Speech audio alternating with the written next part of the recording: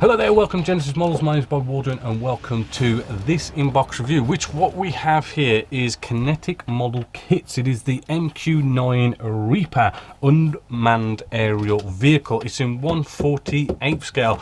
Now this kit, it was new tooled in 2011 by a company called Skunk Models. Sorry, never heard of them, but it was new tooled then.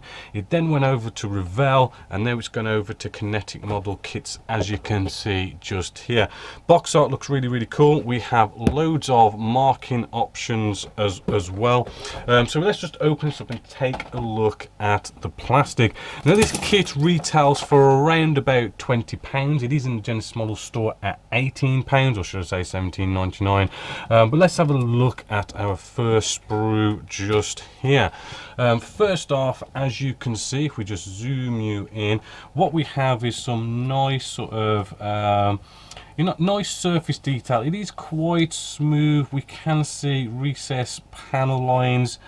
The detail's not like mega, but then it's not really mega on the real thing. But if we sort of look a little bit closer, as it goes around that 90-degree angle just here, as it just folds over, it does lose a little bit of its depth when it comes to the recessed panel lines. As you can see there on the top, it's nice, but it just fades a little bit along there. So a little bit of rescribing is going to be required with this kit.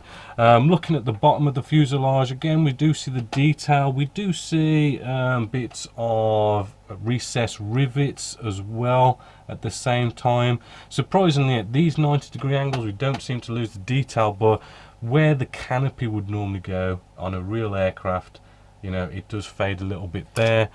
Looking pretty good on the underside.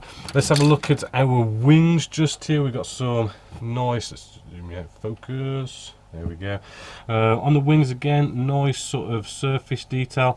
I am feeling a little bit of a dip in the mold. You could probably see it maybe on camera, these sort of light lines. I mean, it feels like there's a bit of a dip, you know, so maybe a little bit on the side of maybe adding a bit of filler there and getting rid of this sort of dip that goes into the mold. Maybe there's a little bit of a mold problem there. Just feeling on the opposite side, I'm not feeling, oh hold on, yeah, I am feeling it there.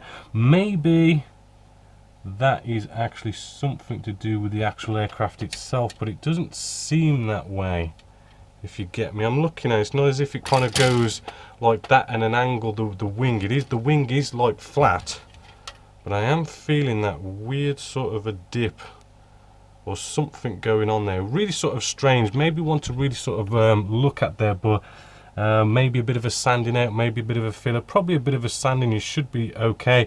But then again, I might be being a little bit OTT, because really it's only just a light feel, right? So you could probably get away with spraying over that and it'd probably be fine, but just, you know, take that as a little bit of a note. But does look good elsewhere.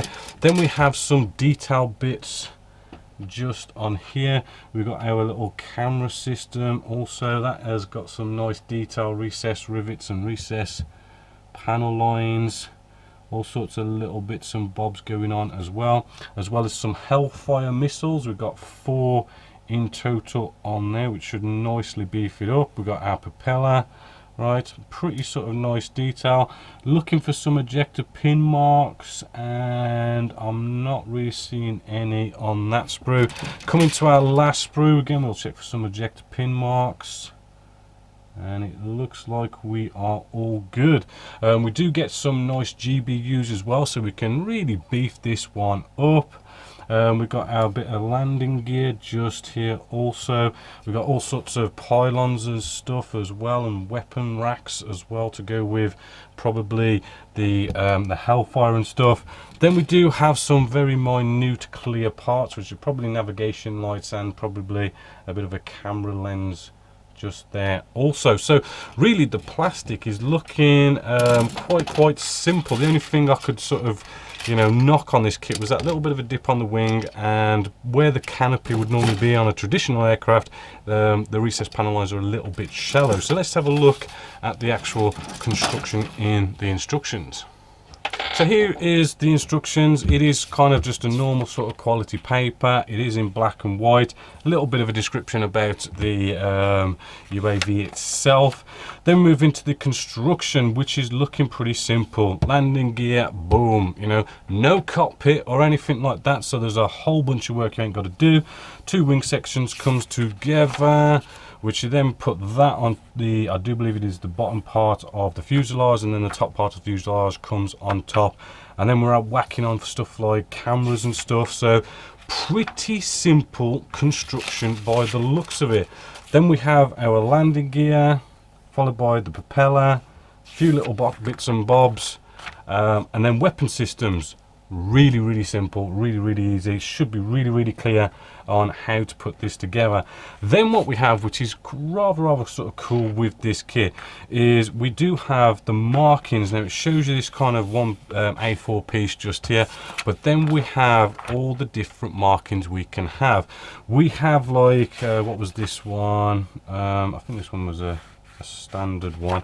Okay, we got the Air National Guard, we got the Royal Air Force, we got the French Air Force, we have the Italian Air Force, we have the Netherlands Air Force, we have Spanish Air Force, we have the Australian Air Force as well. So really, you know, anyone can sort of probably get this kit and sort of do their country, because there is loads of countries in there that you could do. So that's a nice little bonus. Then we have our decal sheet just here.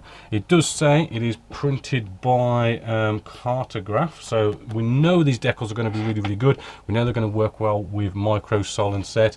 And if we have a look at them, we've just got loads and loads of markings for all these different countries and tail numbers and all sorts of little decals on there. It is in sort of like a semi sort of gloss. They don't feel that thick, but they should go down rather well. So all in all, I mean, for £18 or £17.99, you know, it's a nice, cheap, but really it is a very sort of fun, easy build to do. This is one of these kits I do get excited about, because I do find that whenever you do something like a big build, maybe you're doing like a 1/48 scale F-14 Tomcat or something, you could be spending loads and loads of time, putting loads and loads of detail into that, loads and loads of effort. But this is one of these kits that are really sort of going to be quick and easy and simple. The fact that you eliminate the whole cockpit section, eliminate the canopy, it really does sort of, you know, slash all that time you'd spend doing that, and it's gone. You don't have to do it. It looks like a simple construction. The actual paint schemes on this look very sort of simple and just kind of almost like one color.